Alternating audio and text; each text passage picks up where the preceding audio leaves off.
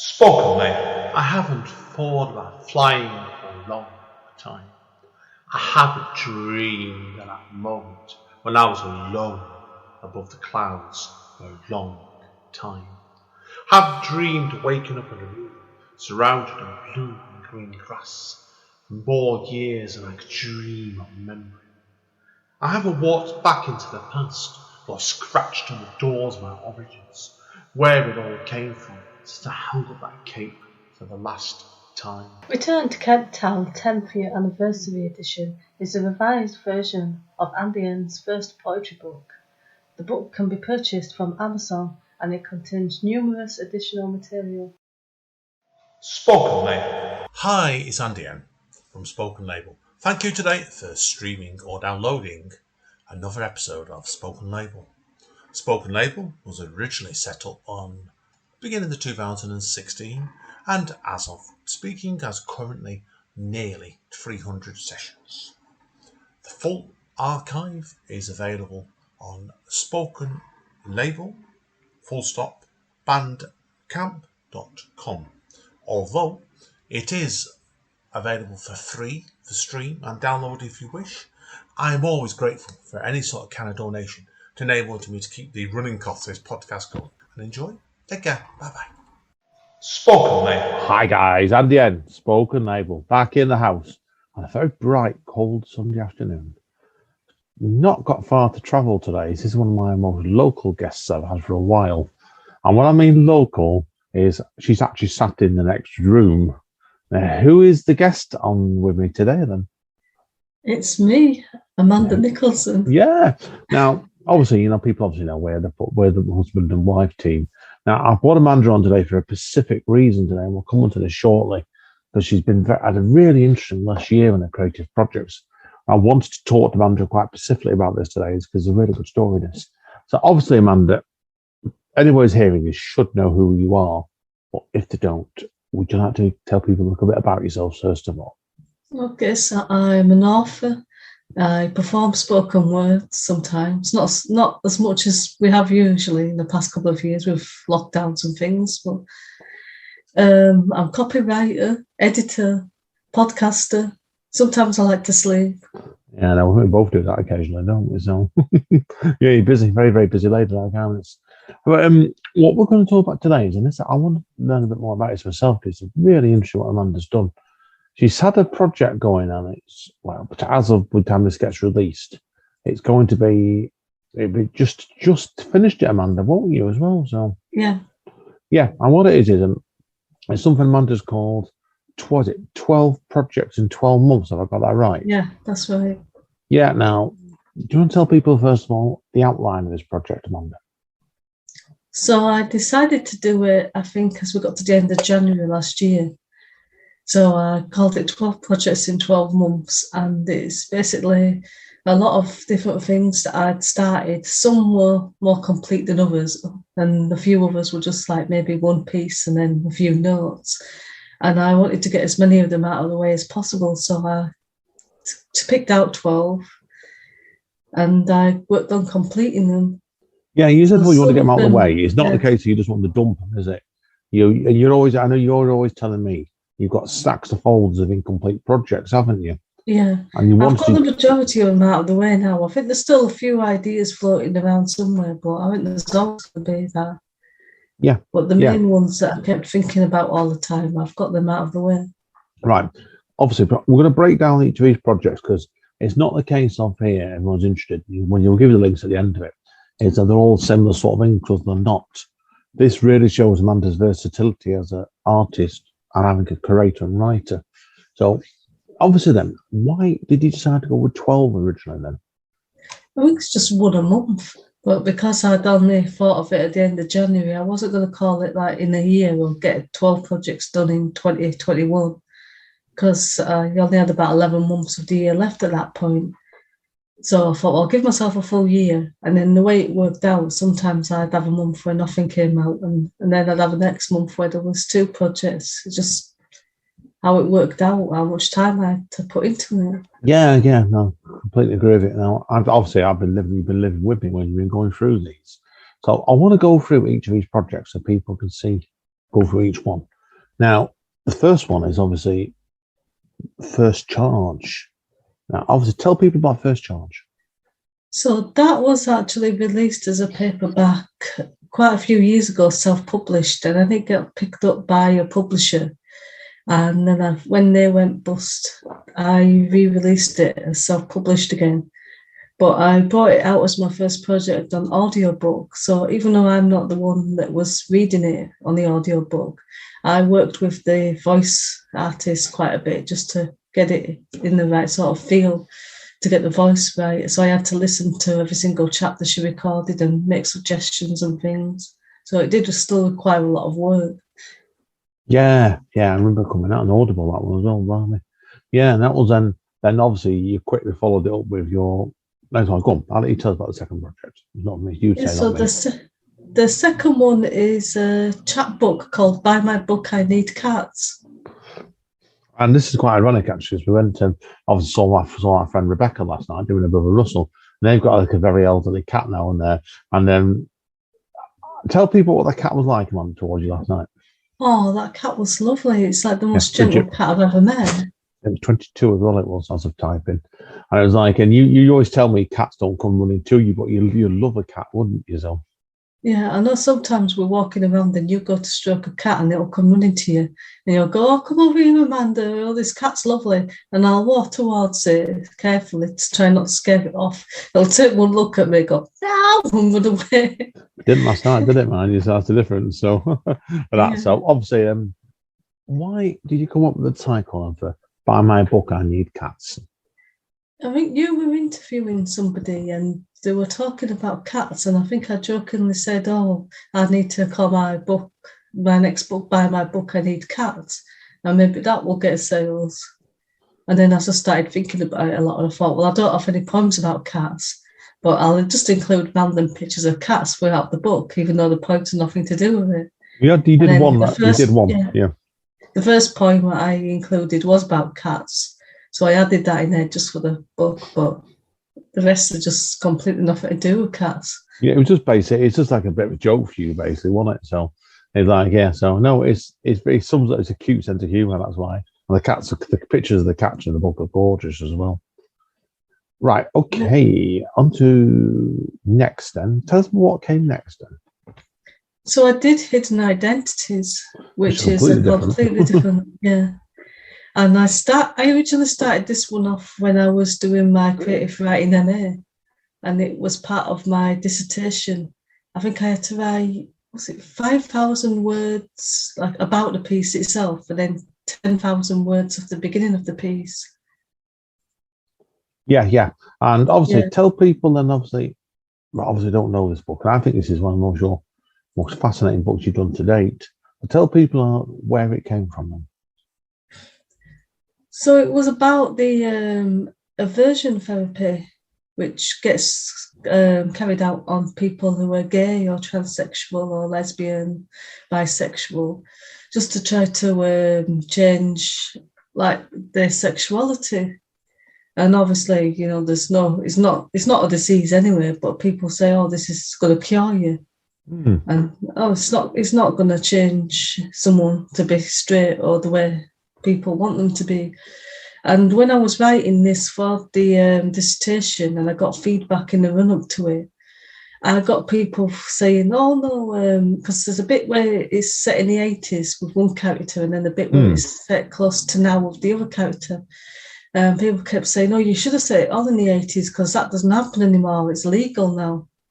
And I'd looked into it and I thought, well, no, it's not. So I looked into it again, and it's definitely been happening like in the last few years, and it's not been made illegal. Yeah.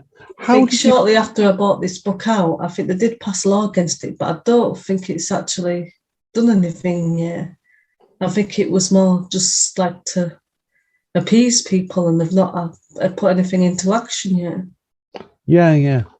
And it's true. It's a really contentious topic, this one. It's not something I'd come across before you bought this book out. So how did you find out about aversion therapy then? So, as we both know, my brother said he wanted to be a woman. And I wrote a poem about that and read it out at the Stockport group that we go to. And then there's a guy who hasn't been in a while called Ed, and he said, "Oh, you should listen to an interview about transsexual people and the version therapy that was on Radio 4, I think he said it was." So I looked into the archives, and I don't know if I found the exact one he was talking about, because there were a few that could have fit the description he was giving, and I listened to one, and it was a story of this man that had gone through this aversion therapy, and his mum hadn't been supportive and coaxed him into getting it, and that started off my story. So even though it's a completely different story to what he would have gone through, that was like the inspiration for the beginning of mine. And then I thought I'd had the other character who was also gay, but he got married in the 80s and became a psychologist, but his unofficial job thing was to oversee this aversion therapy in a private clinic. Yeah. And then eventually the two characters run into each other. But I'm not going to say what happens in the story, but I had to do a lot of research, and some of the stuff I came across was really disturbing. So I tried to include that in the story just to give people a feel of what can happen, even if it's not the exact same things that happen during aversion therapy. Yeah, I think to this book, honestly, when we first started seeing each other, I first got to know you as a person. This was I never envisaged you could actually write a book like this. And it's like, how do you feel about you look back at that book now? I think it's the closest I've come to writing literary fiction, because I don't think it comes under any other genre. Yeah, I think it's very, very, it's almost like a fact book, really. It's not like non-fiction, but literary is a good word for it. Oh, yeah, definitely. So, which is quite interesting, really, because it's some of the other things you've come out with during this book, during this 12 months. So again, something that is completely different to what you wrote before, isn't it? Do you find that when you're doing this 12 projects? Yeah, I didn't set out to make everything different, but then when I started writing the list of what I've done so far, I just started noticing, well, actually, these projects that I've done so far are completely different from each other. Yeah, it's good. It shows you versatility of the writer, which I think is very good. Now, obviously, Project 4, tell us about Project 4, and then they came out after that. Project 4 was Hope and Magic, which I'd already written, which was a 3-part novella series. And it was one of the first series I wrote about 2015 to 2017, I think I spent writing that originally.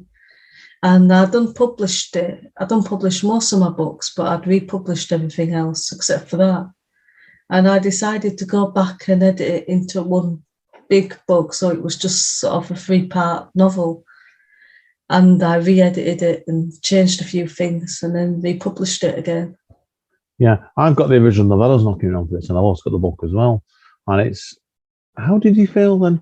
Because when you did them originally, they were 3 reasonably short-looking novellas, really, weren't they? So, yeah, because they're all set in the same sort of story, following on from each other. But I felt that they were sort of separate books, and I didn't feel like I could really put them in a book together. But I thought, well, the best way to do it is just to put them all in the book together, but just call it Hope and Magic, and then have 3 separate parts. So it'll be part 1, part 2, part 3. Yeah, I can see that with it. And as I said, and I know the book quite well, so it's really, I think it stands up really well to full-length novel actually as well. So that's why. So, and then obviously when you went back and re-edited it all together again, how did you find that? Because it's one of your earlier books as well, I seem to recall. Did you find you're looking back at it now, you're thinking, wow, I wouldn't write like that nowadays in some cases? In some ways, I know my writing's changed a lot since then, and I've learned a lot that I didn't know before. But in other ways, I'd like to write something else in that sort of style as well. And there's a character in that called Stephen who starts off as a baddie. And then he doesn't become like a goodie. I'd say his morals are a bit like John Constantine. Oh yeah, no, I agree with what I've read about that. He does good, but it's like if it's a choice between himself and saving someone, he'll choose himself. Yeah, no, I agree with that one.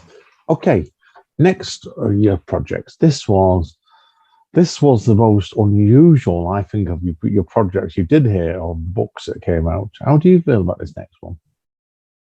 Yeah, shall I tell people what it is before? Yes, you better have, first of all, yes. So it's called You Won't Believe What Happens When You Buy This Book. And then the subtitle is a spoof clickbait collection. Yeah, now, I've had a hand in this book. I didn't write anything in the book. But I think I was at least partly responsible for this book. Do you want to tell people about this? So it was quite early into lockdown when we started doing the writing workshops, wasn't it, with me, you, and a few of our friends. Yeah. And you used to send us to different sites to create headlines and spoof clickbait and things like that. And I think I came up with 12 things employers don't want you to know. And it was round about the time I was struggling to get work, and I was applying for things that I had more experience for than they were looking for, and just not getting anywhere with it. And I used it as therapy, I think, just to have a go at employers. Yeah. Now, it kind of proved pretty successful through that one piece, didn't it? I can remember reading on a number of open mic nights, and it seemed to go down really, really well. Yeah, and then it got picked up by the BBC when I sent it to their upload. And I tried with 2 other poems before and just received no response. That poem's horrible. It doesn't even deserve a response, kind of thing. Yeah. So I think we were in Farm Foods, which is now shut down, that one. And I got a phone call, and it was from the BBC saying they wanted to play that. And I couldn't even talk properly through my mask because I had to wear a mask in the shop. So I had to get her to call me. And I remember looking at the clock and thinking, oh no, she's changed her mind. She doesn't want to play it on the radio anymore. You were proper panicking that day over that, you were. Yeah. It was funny. But yeah, you're right. It was that's why it makes it a really interesting piece, this one. It was then obviously people are wondering what happened after that, Amanda. So after that, the places that I haven't already read it out at, I read it out at a few more places, and I could proudly tell everybody how it's been broadcast on the BBC, which always sounds good. And then I thought, well, I'm going to write a whole book based on spoof clickbait. So I think it was about April, was it last year? Yeah, I finished it off because we did the poetry thing. I forgot what it's called now off the top of my head, where you write a poem a day. Oh, NAPOE, National Poetry Writing. People are interested, So even though it's not poetry, I used that to write one of these spoof clickbaits every day. And with the one I already had, I had 31 by the end of it. So then I published them in a book together. And some were harder to write than others. And I think it's the same with anything as well. I think there's some that I really love and some that are just in there because I just couldn't think of much to write that day. Yeah. I think it's really, that was probably one of the most, that's probably been the hardest book I think I've seen you write, actually. And I think I've got one line around somewhere that would go in the second book if I ever came up with it, but I'm not going to purposely sit down and try to get a second book. It's going to be something just if I feel like writing something that could go in it. And it might take me 5 or 10 years to get enough, but I'm not going to try to force it this time. Yeah, I'm going to be writing one of that. No, it's an interesting book. It's just because it's completely off the wall, basically, isn't it? So yeah, that's why. So that's what I think I like about it. Now, obviously, with Project 6, then that came out after that. This was one that I think we both know a few people wanted you to write this next project, didn't we? So this one was a bit more a different tone. This one, is that the best way of putting it? Yeah, this was a novella called Second Chances, and it's a sequel to the novel I wrote called Ghost of Me that got nominated for an award. So even it got to the final, but it didn't get the prize. But I just brag about it anyway because I haven't had any books that have done that before. No, it's true. I think it's one of the ones. It's a book that's proved quite popular. Yours, this one actually has, because it's obviously tell people what we don't want to go into too much what Second Chances is, but tell people very briefly what Ghost of Me is. Then. So Ghost of Me is from the point of view of a woman who finds herself in the morgue next to her own dead body and realises she's a ghost. And then because she's a ghost, she can't communicate with her fiancé and her mum and her sister and everyone she's left behind. So she discovers someone who can see ghosts and just basically haunts them until they agree to help her. And she tries to solve her own murder. Yeah, that's basically what it is. And obviously, we don't want to give too much of our second chances away. But for obviously, like I said, it is the sequel to it. Now, what I found interesting about this is it was the way you actually publicised it. You didn't release this as a Kindle, did you? Just straight paperback.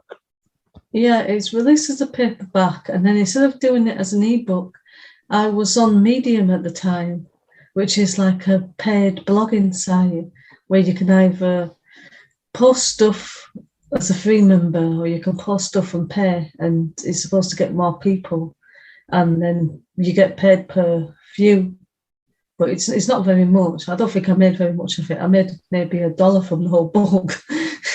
Typical that, but it's an interesting experience, isn't it? I think you're trying to release it, what you did with that there on a different Yeah, because I thing like posted that. a chapter every week, and occasionally it'll still show up now saying someone's read chapter 1 or chapter 2 or whatever. Yeah, and I said it's a fascinating idea what you did there. How did you come across on your time on Medium? Anybody else doing what you did there?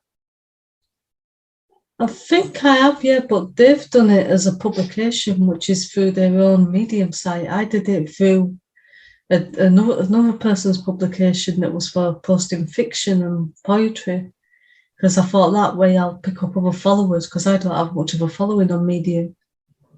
Yeah, no, it's a fascinating idea, so that's why, and I did really enjoy the book as well. So I thought it took it in a very different direction to the original Ghost of Me was, and that's the best way of doing it. Now, Project 7, this is when you really stepped back in time, didn't you, in this one? Yeah, I've been trying to get this made into an audiobook for ages, and I think I've gone through 3 narrators, and for one reason or another, it's like they've all dropped out before starting or done it, and then like just had some reason why they couldn't like get past a few chapters. So I finally found someone to narrate this, and it's not under my name; it's under my pen name of Alicia Black. Yeah, it's worth in some ways, and it's not for us to cover today with this one. When we've Lost and Found, which this is part 1 of, there is a long enough story on this one to do its own podcast on, really, isn't there? Oh god, yeah, it's had quite a life, and then it's been killed and then come back to life and resurrected again and again. Yeah, I've got because I've got a lot of Amanda's books in my bookcase looking at me in a minute, and I've got, I think there's been 3 versions of this. Am I right in thinking? At least 3 versions, yeah. Originally they were in my own name when I was Amanda Steele. Yeah, and then I had it published, and I won't go into what happened there, but that didn't work out. So then I self-published it again, and while the old publisher was dragging the feet and still selling it, I wanted to make sure people didn't buy their version, so I had to release it under a slightly different name and under a pen name, but just make sure everybody knew it was still the same book, so they didn't buy it twice. Yeah, so it's like I said, it's worth, if anyone's interested in those sort of book publications, have a chat to Amanda separate about the story, because it's a long story, that one. It's well worth hearing it. At the time, it was pretty stressful. That's the best way of putting it. Yeah, it was not a fun time. Yeah. Now, talking about fun times, we went into Project 8 for yourself was a very interesting, another one really, wasn't it, where I think you learned a lot about yourself as an editor in this next one, didn't you? Yes, so I used to publish a quarterly publication that lasted for 18 months called Printed Words. And every 3 months we'd bring out an issue of all the poetry and poems that we'd accepted from different writers. And it wasn't a paying publication, but what we'd do is that we'd give one person a prize of £20 or the equivalent in their currency every issue. And it was Steve Smythe who co-run Speakeasy with us, who was the judge for most of that. Yeah, it was with Steve, wasn't it? Yeah, he did most of it, and then obviously on top of that, you also did some last year, or the year before, you did something else as well, didn't you? Do you want to go into that first, then? Before we talk about what you did. After we stopped doing the Printed Words quarterly edition, I launched a book called Words to Remember, which was a charity anthology. And that raised a couple of £100 for different cancer charities. And then a year later, I thought, I'm going to do another anthology, but I don't want to do like a charity one this time. So I thought I'll do a royalties only one and see how that works out. Mm. And then I had to decide the genre. So I narrowed it down to crime and horror. And then I just thought, oh, well, I'll just have it. It can be crime or horror. And people can be guessing until the end whether it's a monster that's done whatever's happened in the poem or story, or whether it's just a human who's not very nice. Yeah. Now, obviously, with this been the second anthology you did, I know, like with the first one, you had a team of people helping out with submission calls, and that was me and was Maria involved in both of these? Maria Bird. Yeah. Yeah, Maria I wasn't. don't think she was involved in the charity one, but she was involved in this one. Yeah, because Maria was one of our big helpers on Printed Words magazine. I was part of your submissions team on that. So, but how did the two books compare then for you? With you doing obviously that book and then doing another anthology before it? The charity anthology was a bit more relaxed because it was for charity. So some of the stuff got in much easier than what it would have done if it was like people getting royalties only and it wasn't for charity. Yeah. Because from the Shadows one, which we were sharing the royalties with the authors, we had to think about, like, well, if we put that one in, it's like, well, it's not fair on the other people in the book because that's going to distract from it, or it's just not up to the same level of quality as the other one. So we had to be a bit stricter. Yeah. Now it's interesting because I don't want to go into a lot of details on this because it's best that's left in the past, really. But I remember you telling me you did have problems with you people on this one, didn't you, as well? So yeah, we've had problems a few times. Not so much. There was one person with the charity one, but I won't go into that. But when we used to do the quarterly printed words, we had problems with a few people because we used to get everybody who was reading the submissions to write a line or two of feedback, and then I'd edit them into a paragraph. Because if anybody who's a writer has sent work out, you'll know most of the time, if you get rejected, you'll get a standard form submission that says something along the lines of, oh, thanks for sending your work. We loved reading it, but sadly it's not quite right for us, or we won't be publishing it this time. And it doesn't really help you to improve it or send it anywhere else and make it more publishable to them. So we thought, well, that will help most people. And I think a lot of people appreciated that. But then we did get a few other people that would get back to us and they weren't too happy with it. Like one person was like, oh, I wasn't expecting a critique. And it's like normally you would pay quite a lot of money for professional critique. So it's not a bad thing to get that for free. Yeah. And then I think we had somebody in the quarterly edition once who said that we had to, that our readers were missing out and we had to publish his work because it was so different from what we published, and they'll be missing out on all the different forms of poetry if we didn't publish it. I'll always remember it with this anthology. And this shows you people sometimes they don't read guidelines. We had somebody in Amanda, you remember this, that sent something what we thought was a play, actually, didn't we? Yeah, and then they turned very sour when we rejected it. Yeah, that's what happened. And we're not going to go into what happened, but it was the first one that we get everybody to mark the piece out of 10, and it was the first one that got 3 zeros out of 10. Yeah, that's because it didn't follow the guidelines at all. But anyway, we'll move on from that anyway. So, but that was an interesting challenge for that one again. So, right, okay. After that, then you did something that you haven't done before, didn't you? Which is another thing you hadn't done before, I should say. Yeah. So I did Little Splashes, which is a flash fiction collection. Yeah, I don't think you've not done a flash fiction collection before, have you? No, I thought about it, which is obviously why I did it as part of the 12 projects in 12 months. Yeah. Now I know some of these obviously came from the workshop we used to run, but there was other ones that weren't. So first of all, where did the title Little Splashes come from? I'm not sure really. I was just like trying to come up with a title, and I thought, well, they're all little flash fiction pieces, so little has to go in there. And I didn't really want to call it like flash fiction or something like that, even though the subtitle is a flash fiction collection. There's so many books on Amazon called flash fiction or have that in the title. So I just went with Little Splashes. And sometimes as well, I play around with the images I'm going to use on the cover.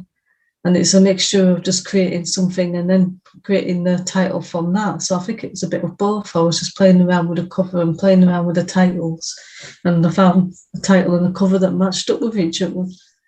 Yeah, I think it was a really interesting book, this one. It sums up your versatility as a flash fiction writer. I think it's an excellent book, so that completely. So now, obviously, people that know you would know, obviously, like you've done work you see from what we talked about already, everybody, you would see, obviously, like Amanda's got experience in quite a lot of fields. She has in all kinds of things, haven't you? So you know a lot about writing, really, and also self-publishing as well. So this kind of made sense for you in your next book, really, didn't it? Yeah, so the next book I did was called What Do I Know? And the subtitle was Questions and Answers About Writing and Self-Publishing. Yeah. And that was also articles that were adapted from Medium, because I thought, well, I've not made very much money by posting these on Medium, so I might as well get some use out of them and put them into a book. So I did have to edit them so they sort of suited the book rather than, just like here's some articles that I've copied and pasted without doing any adapting. Yeah, I think it was a really interesting book, because is this the first time you've ever done a book like this, talks about writing in this level? Yeah, so I've put in the introduction that it's not like a comprehensive guide to writing and self-publishing, because I don't know everything, but it's just basically the title says, what do I know? And it just tells you everything I know about it. Yeah, it goes on about a lot of it, your experiences. I think your experiences are really interesting, what you've done as a writer, and the way I think you're writing and you as a person have changed over the last couple of years. So it's a fascinating book to read, that one. It really, really is. So. Yeah, because I self-published my first book in 2014 and I didn't know what I was doing back then. I think I made a lot of mistakes. It wasn't edited properly, and I knew nothing about marketing or any platforms other than posting it on Amazon as a Kindle. And I think over time, it's like if you sign up for free courses and you ask questions and look at what everybody else is doing, you pick up things. So I picked up different things about where to self-publish it other than Amazon, and different like distribution places, so it gets a better distribution, and just lots of different things that you pick up really over time. Yeah, I think a lot of what you've done is, and this is what applies to his book, as all writers should really do, is listen. And that's the hardest point, I think, as a writer, is actually listening to people and learning, because there's so many writers that get to the stage where you switch off, won't you? And you think you know it all. Yeah. I've come across lots of people that have posted things on social media, like I'm struggling with this or I'm struggling with that. And then you tell them, oh, have you tried doing that? And they'll be like, oh, no, I can't do that. And they'll dismiss it straight away without even trying it. Yeah, and that's why then they wonder what happens when they're not perhaps taking that next level. Yeah, so it's fascinating, it really is, in writing. It's something that I think me and Amanda probably could do a series of podcasts on, really. But we'll come on to that another day anyway. So, right, okay. Last two projects now. And Project 11. Shall I talk about Project 11 versus New Chip in? Okay. Yeah, you can do. Yeah, a couple of You're years involved ago. in it. Well, yeah, whether I liked it or not, I'm involved in it. So, a couple of years ago, I did them just before lockdown. I bought out a very short poetry book called The Streets Are All We Could See, which were very, very short poems, because up to the third poetry book I did, The Birth of Autumn, my poetry is really getting stripped down, becoming shorter and shorter. And over the next two after that, they've gone even shorter than that. But I wanted to try and write a real short, concise little book of no more than 10-line poems each, like all about little stories and stuff. And last year, I can't remember how this happened. Amanda, can you remember? You ended up co-writing the sequel with me, didn't you? The lockdown was all we could see. Yeah, I think I just came up with the title as a joke. Yeah, and as usual, jokes go with us too. Writing jokes, it goes serious, doesn't it? Yeah. Now, certainly in the third one now, obviously there's another sequel. This is the third one. It's called The Snow Was All We Could See. What's your memories of this book, Amanda? Well, a lot of it was from the workshop. Yeah, certainly a number of my pieces in this book are from the workshop we used to do, and there's some really, really interesting pieces in this book. There's a nice change of style for both of us, really, isn't there? So, yeah, I think at least half of the pieces I wrote were from the workshop, and then I went back through some other stuff that I'd already written about winter and Christmas themes. And then I started discovering pieces that I'd forgotten about. So I think I originally said to you, I don't think I'm going to have as many pieces in this as you are. And then I kept saying, I've got this piece, I've got that piece. I'd even forgotten about that. Where did that come from? Yeah, it's probably, obviously, I don't want to give too much away. At that stage, it's probably my favourite book we've done together, actually, this one, actually. Yeah, and it was easy to do the cover as well. People look at the cover and look at the lockdown was always see and the snow was always see. You can see similarities in the cover, can't you? Yeah, because it's almost like they're part of a series, even though I had nothing to do with the first one. No, apart from I did the cover for you. But you took it over in the second one, as you always do. So, okay. Shall we reveal what the 12th and final project is, Amanda, that's just come out? Yeah. Do you want me to tell people? Yes, let you tell people. It's called Run Away With Me Again in 8 words. Yeah, and it's another joint book. It's crazy. Like, again, it was 18 months, Amanda, wasn't it, between the lockdown was all we'd seen and the snow was all we could see. Yeah. And it was like, I think it was just the way it ran, basically, wasn't it? Went on to snow with all we could see, sorting that out.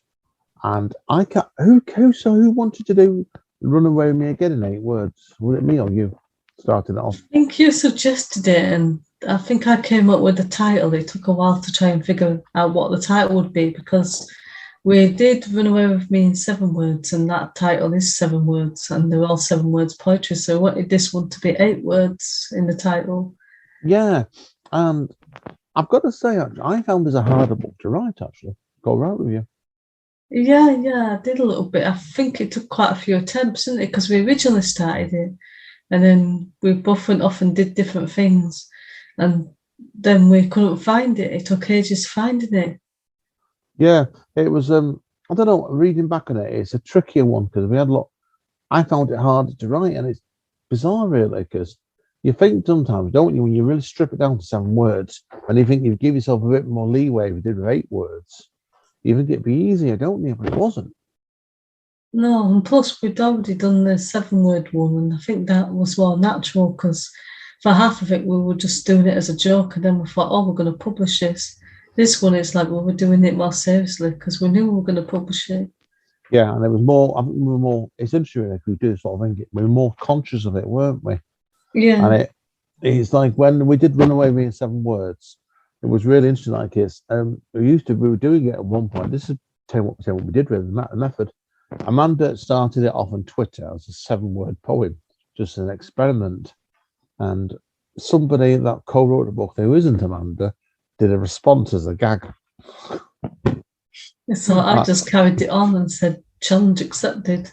And then it was like, we used to do it like this, because we were doing it on the way WhatsApp, and I was traveling to and from work, and we used to we did it probably about 2 months. We did, and then the editing process. And this one took about a year, because I think we struggled. We're trying to. You're more conscious sometimes, and it was harder, really, wasn't it? Yeah. That's why. And people wonder, obviously, with the second book, that with the first one, Amanda's done all the illustrations on it again. And how did the illustrations compare in this Run Away With Me Again book for you, Amanda? I think the 7 word one, it was quite early days in me adding illustrations to books. And even though I think some of the images were quite nice, this one's got a more of a classic feel to it. And I made them also, they're all black and white, and they look great in black and white. Yeah, I think so as well. It does. You'll see it when people look at it. They stood up really well in black and white. They have really, really helped that one. So I'm really pleased with the book, Temperature, so that's why. So it's a really, really fascinating book. So that one. So, but like I said, no, definitely that one. So no, great stuff with either that. So indeed. So now that's it. Obviously, your 12 projects, Amanda. What are you going to do next? So I've got a couple of manuscripts that I've started writing that are going to be novellas, and I'm going to continue them next year and try and get them done during the year. And then I'm also going to add them into scripts. So I've got the option, if I see submission calls for novellas or scripts, I can submit them in either form. So, and obviously to conclude this first part then, conscious of the time now as well, if people want to find out more about you, where are the best going? Now, if you search Amanda Steele Writer and WordPress, it'll come up with my blog. Yeah, and there's a good article, a good feature, and Amanda's listed all these 12 projects, so you can follow them all through from that. So anyway, Amanda, then, to quote you on Reading in Bed, our book review podcast, what do you do? Bye, everyone. See you in a minute. We'll manage to read 3 extracts out from various bits in the second half. See you soon. Spoken, mate. Hi, guys. Yes, my time for peace and quiet now. Amanda is going to do 3 different extracts. Sis. Over to you, Amanda. Okay, so I'm going to start with a piece that's in the You Won't Believe What Happens Next. When you won't believe what happens when you buy this book. That helps, doesn't it? I don't even know the title of my own book. Oh, dear. Let's try again. Right, you won't believe what happens when you buy this book, a spoof clickbait collection.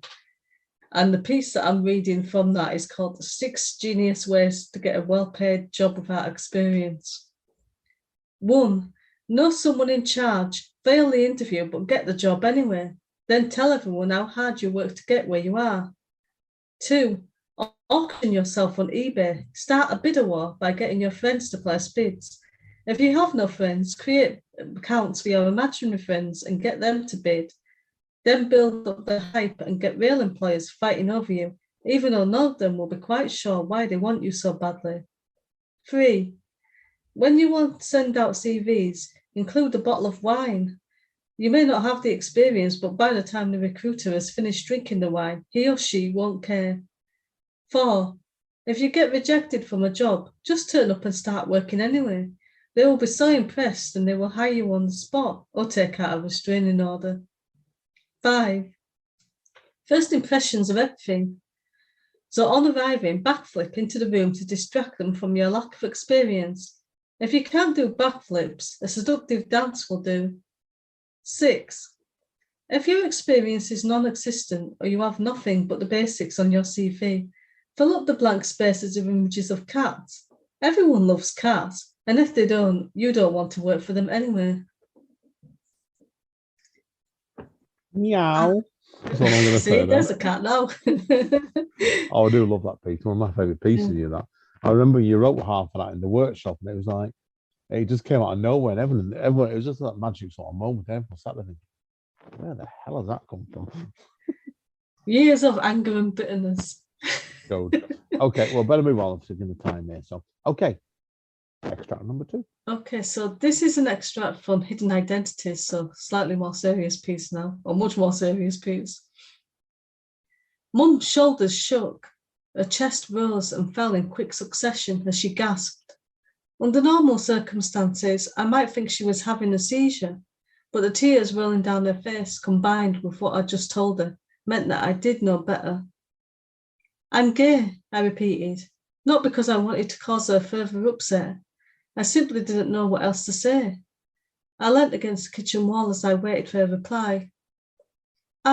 She began, but was overcome by loud sobs and excessive breathing. She held up her hand, signalling for me to wait as she took another deep breath. I didn't bring you up this way. No, I agreed. I just am. In the same way straight people aren't brought up that way. They just are. Have you tried not to be? I'm not sure it works like that, Mum. What about Maisie from number 12? She's such a lovely girl, around your age and single. Surely for someone like that you could. I mean, only last week she carried my shopping all the way from the supermarket. People don't do that anymore. That was nice of her, I offered. See, you two would get along fine. Maybe not love, but someone like her. You can build on that, surely. I'm attracted to men, I reminded her. Oh, for goodness sake, she snapped. Who says you have to be intimate with the lights on? Some couples prefer the dark anyhow. Now more than ever in this day and age of eating disorders and obesity. I was hoping you'd understand, I pleaded. Well, I don't, and quite frankly, neither will anyone else around here. that's the beginning of that story. And completely nice change of tone there compared to the first piece as well. So brilliant. And the third and final piece I'm going to read an extract of is From the Shadows, which I edited, and I also have a story in there called Bury Your Past. So I'm going to read the beginning of that. Present day. I shoveled the last piles of dirt over the makeshift grave. I never thought I would have to bury a body, but there's no time to dwell on my actions. Now is the time to run. 7 years earlier, I looked at the electric invitation. The only David I knew was on my chemistry course at college. We had never spoken. I didn't even know his second name before getting the invitation. But maybe this invitation had been sent to everyone on the same course as he was studying. It made sense, however desperate it might be. He started a few months after everyone else, making it difficult to fit into the already formed friendship groups. Why not, I thought, as I decided to go to his party. Chris broke up with me the previous week, taking most of our friends with him, even those who had only been my friends before we got together. Considering he was the one who cheated on me, I was annoyed, but kept quiet, trying to be the bigger person. As I arrived at the party, I looked around for David, but couldn't see him anywhere. In fact, I didn't recognise anyone at all from college. A guy close to my age approached me, smiling warmly, almost as if he knew me. He was tall, probably 6'5" or more. At 5'10", most guys hated it if I was taller than them. His dark hair, dimpled face, and sexy smile made it all too easy to say hi, as if we hadn't just met. I never got to introduce myself because someone yelled that the party was over, while several more yelled a warning to run before scrambling for the nearest exit. The hot guy in front of me took my hand and pulled me towards the back door, which was less congested than the front door. We ran through the back garden where he helped me clamber over the wooden fence, and we ran through the woods together hand in hand. It was almost romantic, and I wished Chris could see me at that moment. "Are you okay, Erica?" he asked as we slowed. I wasn't used to running, so I nodded rather than spoke, to give my lungs time to recover some oxygen. I definitely would have struggled to tell him my name wasn't Erica. He walked me home, only it wasn't home. The building he walked me to was a small cottage painted white. It clearly belonged to someone who had money. We stopped. He leaned in, wished me good night, and kissed me. I got the sense he seemed familiar with me, not at all like someone kissing another person for the first time. I wrapped my arms around him, caught up in the moment, matching his lip movements with my own. Again, I wished Chris could see me at that moment. I watched him leave, realising I didn't even know his name, and I was miles away from home. Excellent extract, that, Amanda. Really, really sinister. Fantastic. Indeed. And a great session today as well. Like, even though, like, people obviously know, like, I've said it several times, they're a married couple, really, but it's great to hear you talk about all these various projects, and it shows you. Tell me what you think of this. It shows you how, if you think about your writing, how different directions you can take it, really, can't you? Yeah. I just like to write whatever comes to mind, and it just ends up being whatever genre that falls into. Yeah, because like we've talked about this before, I know we have, and it's a good point to raise this. Some writers seem very, very good at sticking to one genre. You don't, and that's what I love about that. You just don't. You never cease to surprise me frequently. Yeah, I do have a theme though. People die. Everybody dies. Usually men. Usually men. So, but anyway, listen, guys and girls, that's it for today. It's been a pleasure, Amanda. No doubt I will see you soon, won't I, Amanda? I'm sure you will. I'll come and see you even though it's a long way away. But anyway, guys, listen, I'll let Amanda conclude again with what she always does with reading in bed. So what's that, man? Bye, people. See you next. As Don Callis says, Impact Wrestling, guys and girls, stay safe and stay over. And we'll see you all soon. Spoken, mate.